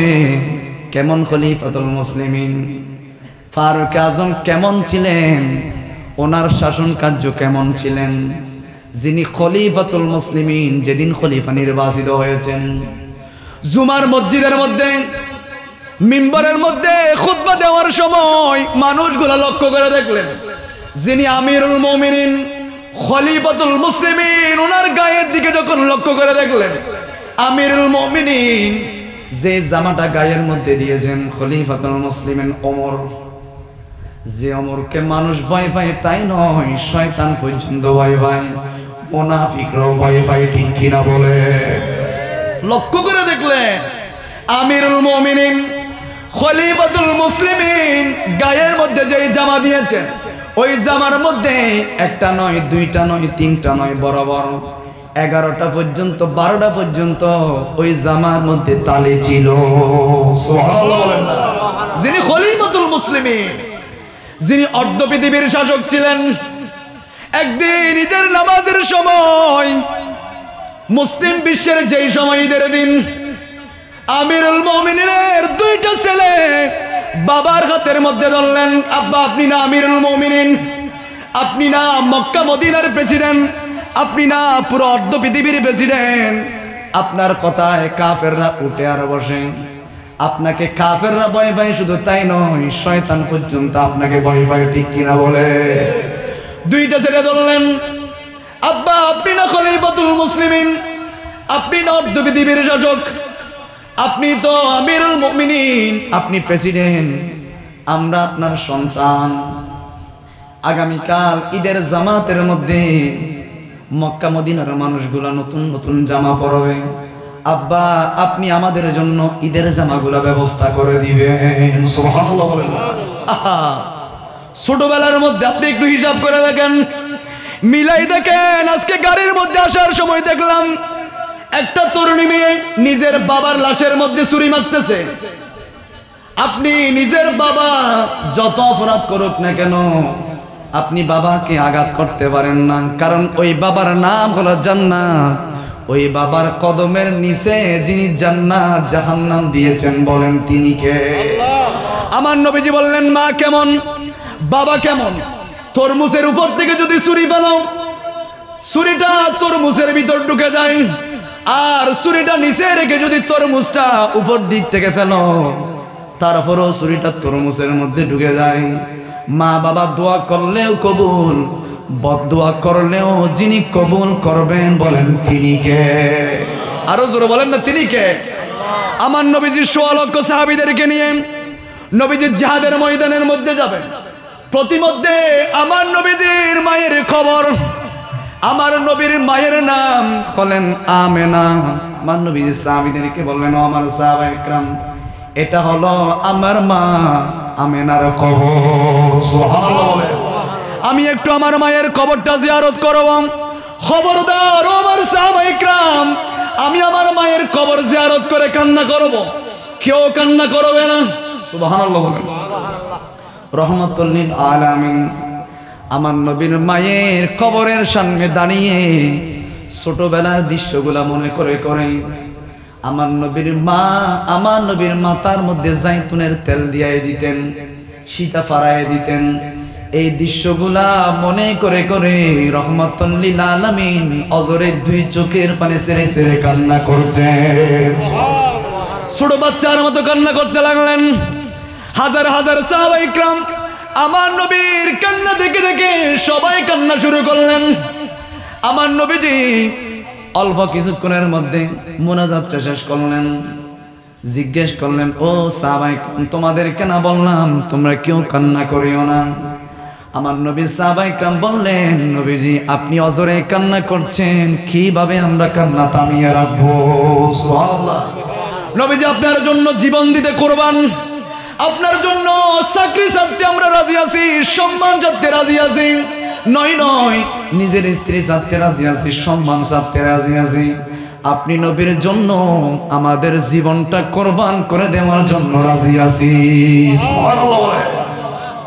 আমার নবীজি কান্না করতে লাগলেন। ও আমার সাহাবায়ে কেরাম, আমার মা আমেনা আমার এই মাথার মধ্যে জাইতুনের তেল দিয়েছেন, এমন কোন জায়গা নাই, আমার শরীরের এমন কোন জায়গা নাই আমার মা আমেনা দুই ঠোঁট দিয়ে চুমা দেয় নাই। সুবহানাল্লাহ। মায়ের একদার দুধের দাম কাটিয়া গায়ের সাম, পাপোশ বানাইল ঋণের সুদ হবে না, এমন দরদি ববে কেউ হবে না আমার মা গো। ঠিক কিনা বলে? আমার নবী বললেন, আমার মা আমেনা আমার দেহের মধ্যে এমন কোন জায়গা নাই দুই ঠোঁট দিয়ে চুমা দেয় নাই। সুবহানাল্লাহ। আপনি মিলাই দেখেন আপনার মায়ের সাথে, আপনার বাবার সাথে আপনি মিলাই দেখেন, যেই সমস্ত মা বাবাগুলা, যেই সমস্ত ছেলেগুলা মা বাবাদেরকে এইভাবে মিথ্যা কথা বলতেছে, মা বাবাদেরকে ধমক দিচ্ছে, মা বাবাদেরকে বুড়া বুড়ি বলে ধমক দিচ্ছে, এই ছেলেগুলা আর কোথাও গেলেও জান্নাতের মুখ দেখবে না। কথা বলেন ঠিক কিনা? কারণ মা বাবার কদমের মধ্যে জান্নাত দিয়েছেন কে? আরো জোরে বলেন না। ওই যে আমি দেখতে পেলাম তরুণী মায়ের ওই বাবার শরীরের মধ্যে, আজকে আসার সময়, আজকের ঘটনা, বাংলাদেশের ঘটনা, মায়ের শরীরের মধ্যে ছুরি মারতেছে, বাবার শরীরের মধ্যে ছুরি মারতেছে আর মারতেছে, মারা গেছেন তারপরেও মারতেছে। বেশি দূরে যেতে হবে না, আপনাদের পাশে আনোয়ারার বড়টনের মধ্যে। এজন্য আমি প্রথমেই বলছিলাম ছেলেদেরকে মেয়েদেরকে পর্দা সম্পর্কে, ইসলাম সম্পর্কে জ্ঞান দেন, এই মাহফিলের মধ্যে সদস্য বানাই দেন, মাহফিলের মধ্যে বসান। দেখবেন মাহফিলের যারা সদস্য হবে অন্ততপক্ষে এই ছেলের দ্বারা কখনো মা বাবাকে অসম্মান করা সম্ভব হবে না। ঠিক কিনা বলে? যারা এই কথাগুলো শুনছেন, আমার মা বোনরা যারা শুনছেন, তাদের দ্বারা কখনো রাস্তার মধ্যে বেপরদায় বের হওয়া সম্ভব হবে না। কারণ আল্লাহ রাব্বুল আলামিন নামাজ পড়া যেমন ফরজ, পর্দা করাকেও ফরজ যিনি করেছেন বলেন তিনি কে? আরো জোরে বলেন না। ওয়াকারনা ফি বুয়ুতিকুন্না ওয়ালা তাবাররাজনা তাবাররুজাল জাহিলিয়াতিল উলা। হাবিব জানিয়ে দেন নামাজ পড়া যেমন ফরজ, যখন রাস্তার মধ্যে যখন বের হবে, ওই রাস্তার মধ্যে বের হওয়ার সাথে সাথে পর্দা করাকে ফরজ যিনি করে দিয়েছেন বলেন তিনি কে? আমরা এখন মনে করতেছি শুধু মেয়েরা পর্দা করবে, ছেলেদেরও পর্দা আছে না নাই? হন আছে না নাই? আমরা অনেকেই জানি না ছেলেদের পর্দা আছে না নাই। এখন এমন সিস্টেম বের হয়েছেন, গ্রাম অঞ্চলে না থাকলেও শহরের মধ্যে বিভিন্ন এলাকায় আছে। আমাদের ছেলেরা নতুন নতুন ফ্যান কিনতেছে, ভাড়া ভাড়া ফ্যান আছে না নাই? এখানে এক ফাড়া, এখানে এক ফাড়া, এখানে এক ফাড়া। গাড়ির মধ্যে উঠলে মেয়েরা পর্যন্ত লজ্জা পায়, ছোট ছোট বাচ্চারা পর্যন্ত লজ্জা পায়। কিন্তু আমাদের ছেলেগুলো এত বেহাইয়া হয়ে গিয়েছেন, এত নির্লজ্জ হয়ে গিয়েছেন, তার লজ্জা শরমের কোনো কিছু নাই। ঠিক কিনা বলেন? কানের মধ্যে, হাতের মধ্যে কয়েকটা চুরি পরে, এগুলো স্টাইল। ওই যে আমি বলছিলাম যে যাকে অনুসরণ করবে, এগুলো সিনেমার নায়ক নায়িকাদেরকে অনুসরণ করে ব্যাসলাইট পড়তেছে, নিমার এর কাটিং এ চুল কাটতেছে, মেসি কাটিং করতেছে, আছে না নাই? তা আপনি যাকে মহাব্বত করলেন, মহাব্বত করেই তো চুলটা কাটলেন, মহাব্বত করেই তো ব্যাসলাইটটা পরলেন, মহাব্বত করেই তো আপনি তার মতো চলার স্টাইল করলেন। আল্লাহ রাব্বুল আলামিন আমার নবীর জবানের মাধ্যমে জানিয়ে দিয়েছেন যে যাকে মহব্বত করবে, মেসিকে মহব্বত করলে, রোনাল্ডোকে মহব্বত করলে, নেইমারকে মহব্বত করলে, কিয়ামতের ময়দানে নেইমারের সাথে ওই ব্যক্তির হাসর নসর হবে। ঠিক কিনা বলেন? নেইমারের সাথে জাহান্নামে যাবে, মেসির সাথে জাহান্নামে যাবে, স্পষ্ট হাদিস শরীফ। ওই সাহাবী বললেন, ইয়া রাসূলুল্লাহ, আমার কোনো কিছু না থাকতে পারে, কিন্তু আমি কলিজা দিয়ে আপনি নবীকে বেশি ভালোবাসি। সুবহানাল্লাহ। এই জন্য ওই যে আমি বলছিলাম খলিফাতুল মুসলিমিন, যিনি অর্ধ পৃথিবীর শাসক, ওনাকে ছেলে এসে বললেন, আব্বাজান, আগামীকাল ঈদের দিন সবাই নতুন নতুন জামা পরবে, আমার জন্য একটা নতুন জামা চাই। এরকম অসংখ্য ফ্যামিলির ছেলে এখানে উপস্থিত আছে, যারা ছোটবেলায় মা বাবাদেরকে কাপড় দিতে পারে নাই। আজকে মা বাবা 91-52 সময় ঘূর্ণিঝড়ের মধ্যে চলে গিয়েছেন। এরকম অসংখ্য ছেলে আছে, এক সময় সম্বল ছিল না, এখন সম্বল আছে, মা বাবাদেরকে একটা কাপড় পর্যন্ত কিনে দিতে পারতেছে না, কারণ মা বাবা তো আর পৃথিবীর মধ্যে নাই। কথা বলেন ঠিক কিনা? পৃথিবীর মধ্যে নাই। এই জন্য সৈয়দনা ফারুক আজম ওনার ছেলে দলছে, আব্বাজান, নতুন জামা আগামীকাল ঈদের জন্য আমাকে কিনে দিতে হবে। ওনার তো টাকা নাই। খলিফাতুল মুসলিমিন, যে রাষ্ট্রীয় কোষাগার থেকে নিজে চলার জন্য যে বেতন ধার্য করে দেওয়া হয়েছে, ওই বেতন নিয়ে কোনো পথে সংসারটা চলে, জমিয়ে রাখার মতো। এখন তো আমাদের নেতাগুলা এগুলো বললে রাজনৈতিক বক্তব্য হয়ে যাবে, যার কারণে আমি বলছি না। খলিফাতুল মুসলিমিন থেকে শিক্ষা নিতে হবে, যার কারণে তারা অল্প বেতন হওয়ার পরেও আমার নবীজির দায়িত্ব ঠিকভাবে পালন করার কারণে আমার নবীজি একবার নয় দুইবার নয় অসংখ্যবার আমার নবীজি তাদেরকে জান্নাতের সুসংবাদ দিয়েছেন। সুবহানাল্লাহ। মুসলিমিন চিৎকার করে কান্না করেছেন, ও ভাই তুমি আমার চোখ খুলে দিয়েছো, এটাই তো ঠিক।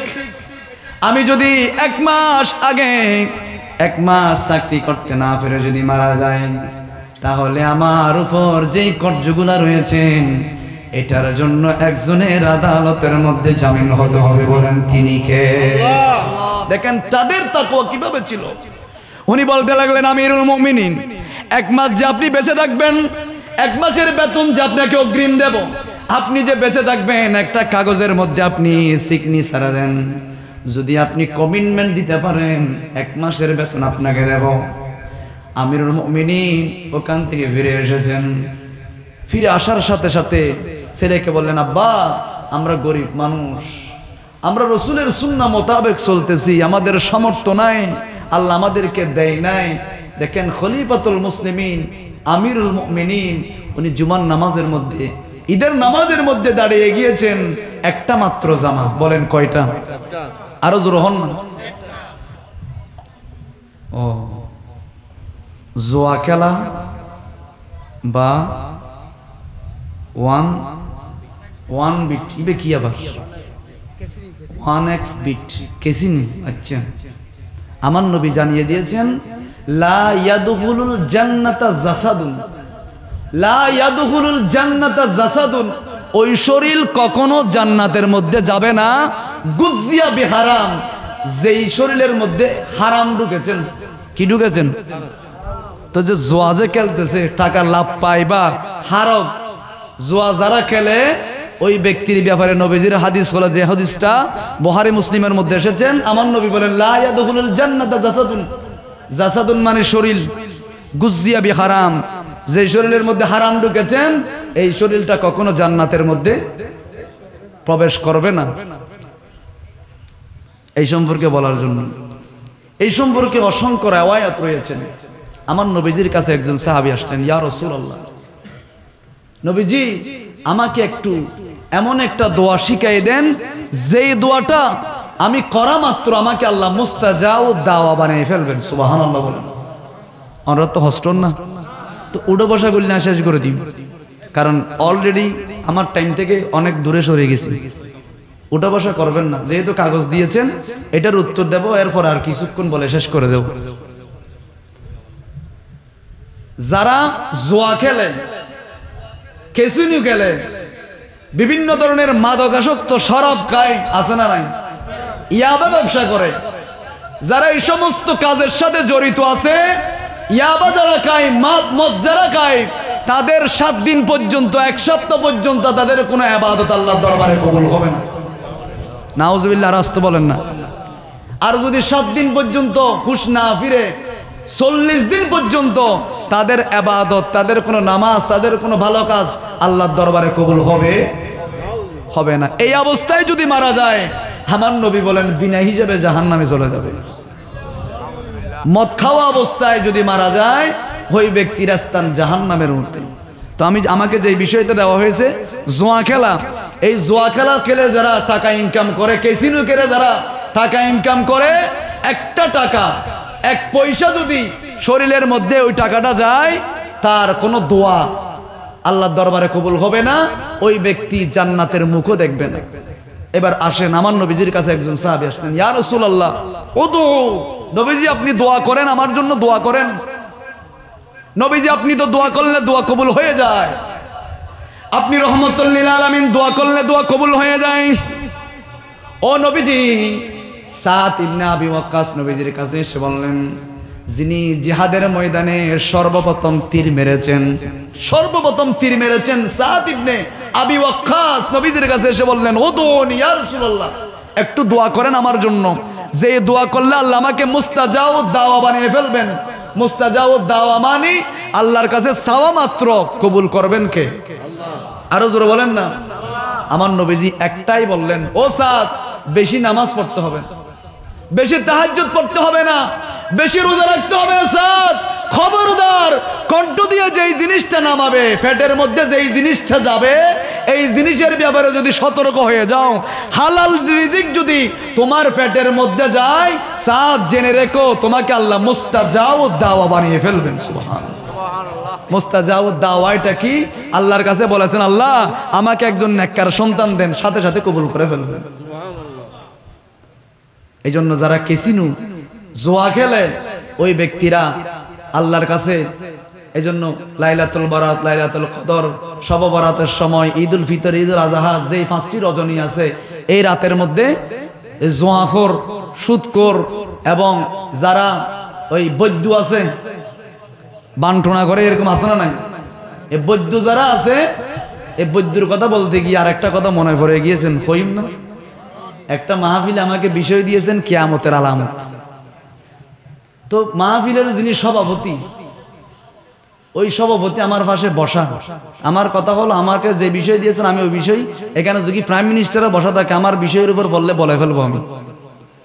তো আমার পাশে বসা আছে উনি বৈদ্য নাম লিখে ফাঁসে লিখে দিছে। এটা একটা পাবলিসিটি আর কি, এটা মাহফিলের সভাপতি নয়, এটা একটা মাহফিলের মধ্যে যারা আসতেছে বলা হচ্ছে অমুক বৈদ্য। তার মানে এটা বৈদ্যদের একটা পরিচয় করে দেওয়া মানুষের মাঝে, ঠিক কিনা? তার উদ্দেশ্য এখানে মাহফিলের মধ্যে এসে সওয়াব, এগুলা কোনো কিছু না। তো আমাকে বিষয় দিয়েছেন কিয়ামতের আলামত। তা আমি সবগুলা কোরআন হাদিস দিয়ে সুন্দরভাবে বললাম। লাস্ট পর্যায়ে বললাম, আপনারা তো হাজার হাজার মানুষ, কিয়ামতের সবচেয়ে বড় আলামত কি শুনবেন? যে হ্যাঁ সবাই শুনবো। যে কিয়ামতের সবচেয়ে বড় আলামত হলো আজকে যে মাহফিলের মধ্যে বৈদ্যকে সভাপতি বানিয়েছেন, এটা হলো কিয়ামতের সবচেয়ে বড় আলামত। কথা বলেন ঠিক কিনা? কারণ মাহফিলের মধ্যে সভাপতি হবে এলাকার সম্মানী মানুষগুলা, এলাকার আলেমগুলা, যাদেরকে সবাই সম্মান করে, এই ধরনের মানুষগুলা স্টেজের মধ্যে সভাপতির আসন অলঙ্কিত করবে। কথা বলেন ঠিক কিনা? ওই যে আমার বিষয় ছিল, কি বলতেছিলাম, ক্যাসিনো। এই ক্যাসিনো যারা খায়, যারা জুয়া খেলে, মদ খায়, ওই ব্যক্তির জন্য আমার নবীজি লানত দিয়েছেন, বদদোয়া করেছেন। আমার নবীজি বলেছেন ওই ব্যক্তিরা জান্নাতের মুখ তারা দেখবে না, জান্নাতের মুখ তারা দেখবে না। তারা ওই হারামের টাকা ঢুকার কারণে শরীরের মধ্যে ওই শরীরটা জাহান্নামের মধ্যে আল্লাহ নিক্ষেপ করবেন। জোরে বলুন নাউজুবিল্লাহ। তাহলে আমি শেষ করে দিচ্ছি, আর বেশিক্ষণ দেরি করব না। আয়াত তেলাওয়াত করেছি, আল কারিয়াতু মাল কারিয়া ওয়ামা আদরাকা মাল কারিয়া। আল্লাহ বলেন আমি একটা ভয়ঙ্কর একটা আওয়াজ দেব। আমি একটা ভয়ঙ্কর ফুৎকার দেওয়ার জন্য একজন ফেরেশতাকে নিযুক্ত করে দিয়েছি। ওই ফেরেশতা যখন ভয়ঙ্কর ফুৎকার একটা দিবে, আল কারিয়াতু, আল কারিয়া, ভয়ঙ্কর আওয়াজ যখন দিবে, যারা ক্ষমতাবান মানুষগুলা লুঙ্গি পরে যাবে, উলঙ্গ। শুধু লুঙ্গি পরার মধ্যে শেষ নয়, সুকের ফাওয়ার চলে যাবে। কোরআনের কথা বলছি। আমার নবীজি বললেন শুধু সুকের ফাওয়ার চলে যাবে তাই নয়, যারা ক্যাসিনো খায়, ইয়াবা খায়, মদ খায়, ওই ব্যক্তির মতো মাতাল হয়ে যাবে। এর মধ্যে সীমাবদ্ধ নয়, 91 টনের মতো ওই শব্দটা হবে না। আমার নবী বলেন যেই সমস্ত মহিলাগুলা এখনো বাচ্চা পেটের মধ্যে পরিপূর্ণ হয় নাই, 3 মাসের বাচ্চা, 4 মাসের বাচ্চা, এখনো কান হয় নাই, পা হয় নাই, চোখ হয় নাই, দাঁত হয় নাই, ওই জাল করিয়া তুমাল করিয়া ভয়ঙ্কর ফুৎকার শোনার সাথে সাথে ওই চোখ মুখ না হওয়া গোস্তের একটা টুকরা, ওই টুকরাটা ভয়ঙ্কর ফুৎকার শোনার সাথে সাথে ডেলিভারি হয়ে যাবে। এটার নাম আল কারিয়া, এটার নাম ভয়ঙ্কর ফুৎকার। এজন্য আমার মা বোনরা যারা আজকে আলোচনা শুনছেন, আপনাদেরকে বলছি, ছেলে কেমনে মায়ের কথা শুনে না, ছেলে কেমনে মাকে জবাই করে দেয়, ছেলে কেমনে বাবাকে জবাই করে দেয়, কারণ একটাই, মা যখন, ছেলে যখন মায়ের গর্ভের মধ্যে আসে, 3 মাসের একটা ছোট গোস্তের টুকরা, এখনো পরিপূর্ণ সব হয় নাই। আজকের বিজ্ঞান প্রমাণ করতেছে ছেলের যখন আস্তে আস্তে কান সবগুলা হয়, 4 মাসের মধ্যে যখন পড়ে, মা যখন টেলিভিশন দেখে ওই পেটের সন্তানও টেলিভিশনের আওয়াজ শুনে, ঠিক কিনা বলেন? মা যখন প্যাকেজের মধ্যে নাচতে যায়, রাস্তায় রাস্তায় বেগানা পুরুষের সামনে কাপড় ফেলে যখন রাস্তায় রাস্তায় হাঁটে, ছেলে মায়ের গর্ভ থেকে দেখে, সুবহানাল্লাহ বলেন। এটা দেখে যে এটার বাস্তব প্রমাণ হলো আমার গৌসে পাক আব্দুল কাদের জিলানী। ওনার মা যখন কোরআনে পাকের তেলাওয়াত আরম্ভ করেছেন, আমার গৌসে পাক মায়ের গর্ভের মধ্যে বসে বসে 18 পারা কোরআনে হাফেজ হয়েছেন, সুবহানাল্লাহ। হুজুর যখন পড়াচ্ছেন, আব্দুল কাদের জিলানী গৌসে পাককে যখন হুজুর পড়াচ্ছেন, আলিফ যখন বলতেছেন উনি বলতেছেন বা, এটা বাদ দিয়ে যখন আলিফ লাম মিম বলেছেন উনি বলতেছেন যালিকাল কিতাবুল লা রাইবা ফীহি হুদাল লিল মুত্তাকিন। আব্দুল কাদের বেয়াদবি করছো কেন? হুজুর আমি তো এগুলো জানি। এরপর বলতে লাগলেন, আরেকটা আয়াত বলতে লাগলেন, উলাইকা আলা হুদাম মিন রাব্বিহিম ওয়া উলাইকা হুমুল মুফলিহুন। এই আয়াত যখন তেলাওয়াত করতে লাগলেন, আব্দুল কাদের জিলানী এর পরের আয়াত থেকে তেলাওয়াত শুরু করেছেন, সুবহানাল্লাহ বলেন। হুজুর রাগ করেন, আব্দুল কাদের জিলানীর বাবাকে বিচার দিলেন, আপনার ছেলেকে আমি পড়াতে পারবো না, আপনার ছেলে বেয়াদব। আমি যখন আলিফ বলি আপনার ছেলে বলেন বা, আমি যখন আলিফ লাম মিম বলি উনি বলেন যালিকাল কিতাবুল লা রাইবা ফীহি হুদাল লিল, আরো জোর বলেন না। আমি যদি বলি উলাইকা লা হুদাম মিন রাব্বিহিম, উনি বলেন ওয়া উলাইকা হুমুল মুফলিহুন, সুবহানাল্লাহ বলেন। আমি আপনার ছেলেকে পড়াতে পারবো না। বাবাও ছেলেকে বলতেছেন তুমি বেয়াদবি করছো কেন? ওস্তাদের সাথে লাঠি নিয়ে দৌড়ানি শুরু করেছেন, ওস্তাদের সাথে বেয়াদবি করছো। এখন অসংখ্য আমাদের ছেলেরা এখন ওস্তাদদেরকে, এগুলো আলহামদুলিল্লাহ মাদ্রাসার মধ্যে নাই, স্কুল কলেজ ইউনিভার্সিটির মধ্যে যেই টিচার গুলা ছাত্রদেরকে যুগ যুগ ধরে পড়িয়েছেন, এই টিচারকে জোতার মালা দিয়ে এখন শিক্ষা প্রতিষ্ঠান থেকে বের করতেছে, আছে না নাই? ছাত্র নামে কুলাঙ্গার। শিক্ষক যত অপরাধ করুক না কেন, তোমাকে তো একদিন না হয় একদিন একটা হরফ অক্ষর শিখিয়েছেন। আমাদের মাদ্রাসার মধ্যে যারা, আমরা মাদ্রাসার ছেলেরা যারা রয়েছি, আমরা আমাদের শিক্ষকদেরকে তাদেরকে এমন ভাবে সম্মান করি, মা বাবার চাইতে বেশি শিক্ষককে মর্যাদা করতে হবে। শিক্ষকের যদি সম্মান করেন, ওই ছেলে ডামিশ হলেও তাকে 1 নম্বরের মধ্যে নিয়ে যাবেন কে? এখন স্কুল কলেজ ইউনিভার্সিটির ছেলেরা শিক্ষকদেরকে জোতার মালায় পড়িয়ে বাইর করতেছে, আছে না নাই? আহা, যাক, আমার বিষয় ওইদিকে নয়। তো গৌসে পাক আব্দুল কাদের জিলানীকে যখন বাবা মুসা সালে জঙ্গি উনি লাঠি নিয়ে দৌড়ানি শুরু করেছেন, গৌসে পাক দূরতে দূরতে দূরতে দূরতে একটা কবরস্থানে দিয়ে যাচ্ছেন। গুনিয়াতুত তালিবিন গৌসে পাকের কিতাবের মধ্যে একটা কবরস্থানের মধ্যে যখন যাচ্ছেন, আর দূরতে পারতেছে না, ছোট একটা বাচ্চা গৌসে পাক আব্দুল কাদের জিলানী, আর দূরতে যখন পারতেছে না, তখন বলতে লাগলেন, ও কবরস্থানের মুর্দাররা, তোমরা কি চোখে দেখতেছ না আমার বাবা আমাকে লাঠি দিয়ে দৌড়াচ্ছেন, তোমরা কবরের মধ্যে শুয়ে আছে কেন? সবাই দাঁড়িয়ে যাও, সুবহানাল্লাহ বলেন।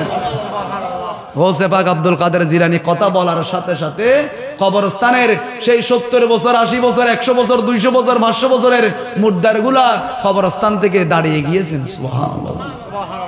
আব্দুল কাদের জিলানীর বাবা বলতেছেন, হায় রে, আমি তো আমার ছেলেকে চিনি নাই, আমার ছেলে তো সাধারণ ছেলে নয়, যেই ছেলে একটা ডাক দিয়েছেন কবরস্থানের 70 বছরের আগের মুর্দার উঠে গিয়েছেন।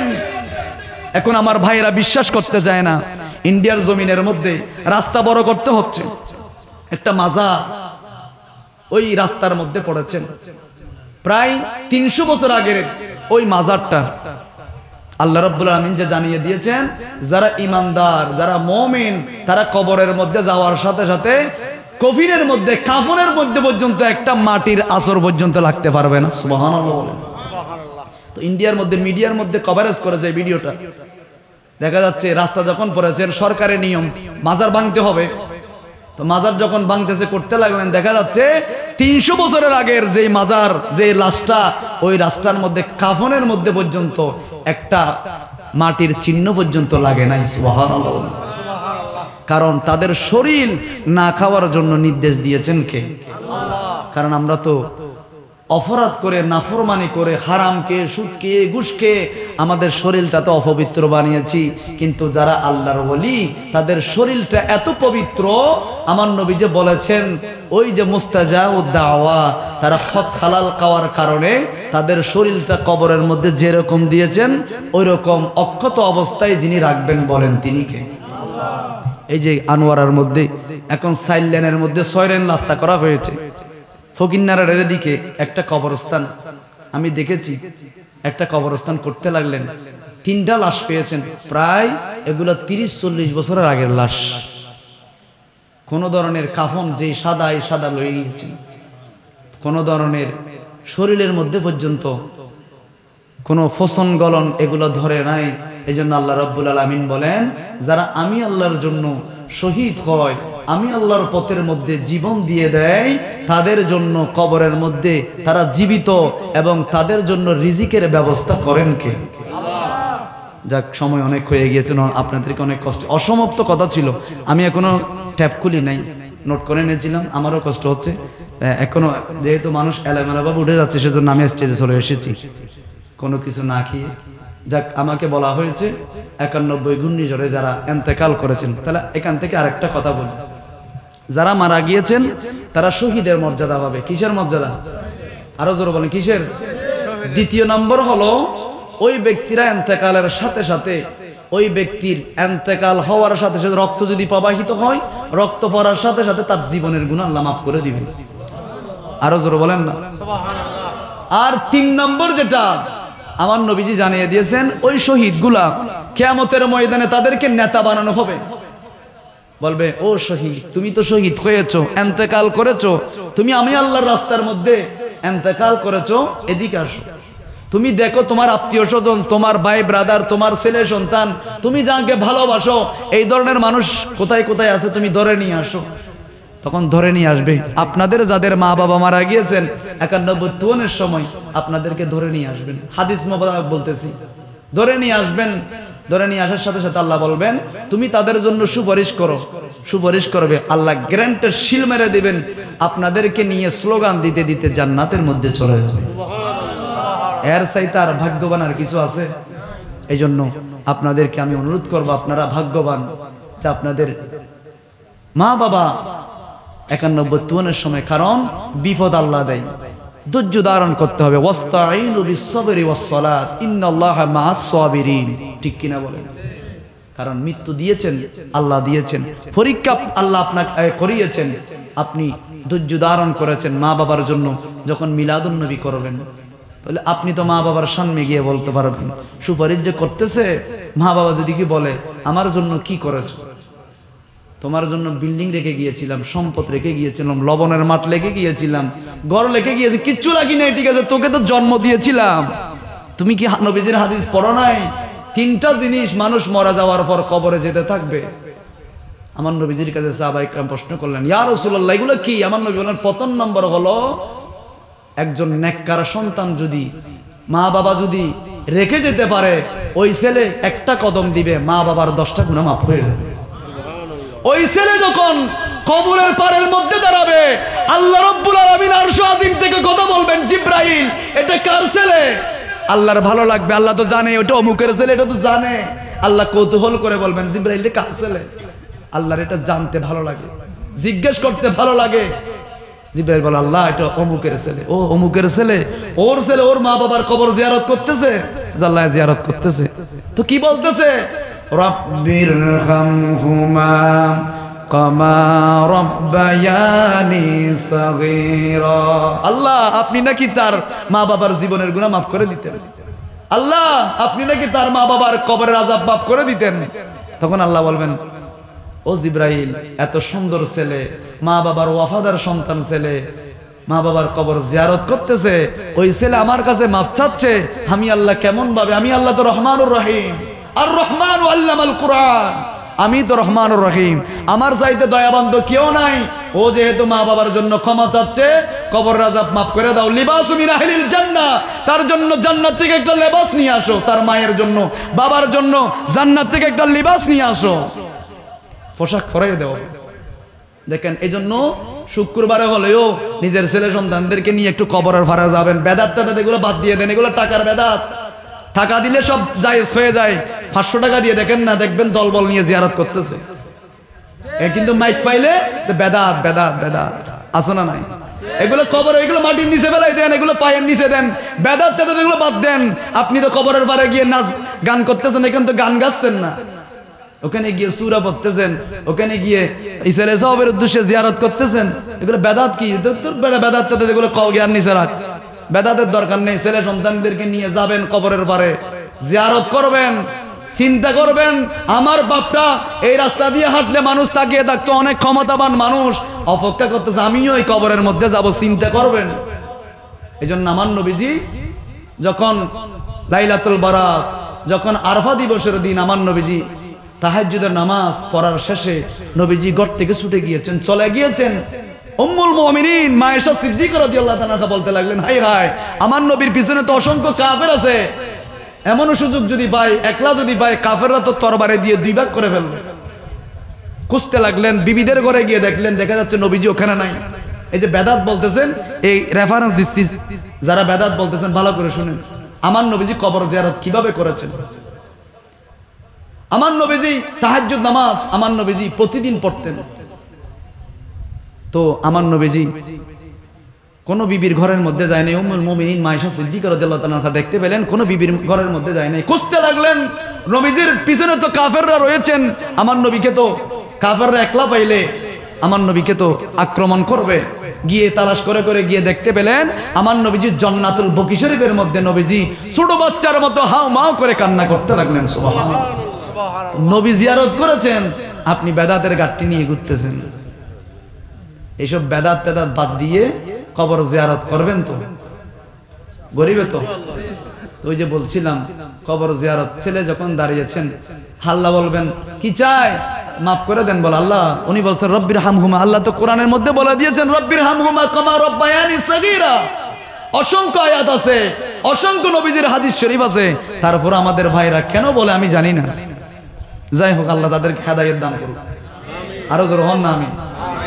তো এখন জান্নাতি পোশাক পরাই দিয়েছেন, তো আল্লাহ বলবেন ফেরেশতারা জান্নাতি পোশাক পরাই দিলে হবে না, 8টা জান্নাতের দরজা সবগুলো খুলে দাও। সুবহানাল্লাহ বলুন, সব খুলে দাও। এতক্ষণ তো কবরে আযাব ছিল ওই ছেলের উসিলায়। এজন্য নবীজি বললেন 3 প্রকারের জিনিস। 1 নম্বর হলো নেককার সালিহিন আবেদ সন্তান যদি রেখে যান, মুরব্বি দেখলে মাত্র একটা সালাম দিয়েছেন, 10টা সওয়াব আপনার কবরের মধ্যে চলে যাবে। রাস্তার কাজ করতেছেন, সালাম দিচ্ছেন, বিভিন্ন উপকার মানুষকে রাস্তা দেখাই দিয়েছেন, শুধু ও সওয়াব পাবে তাই নয়, আপনার কবরের মধ্যেও সওয়াব চলে যাবে। তো বলা হচ্ছে দরজা সবগুলো খুলে দাও। এরপর বলা হবে ও মুর্দা, ও মুখের বাবা, ছেলের নাম ধরে বলবো ও মুখের বাবা, নাম কানমিল আরস, ঘুমাতে থাক। বাসর রাত্রে যেমনে বর যেমনে স্ত্রীকে নিয়ে আরামের ঘুম দেয়, তুইও এরকম একটা ঘুম দে। এই ঘুমের মধ্যে কোটি কোটি বছর হয়ে যাবে, তোর ঘুম ভাঙবে না।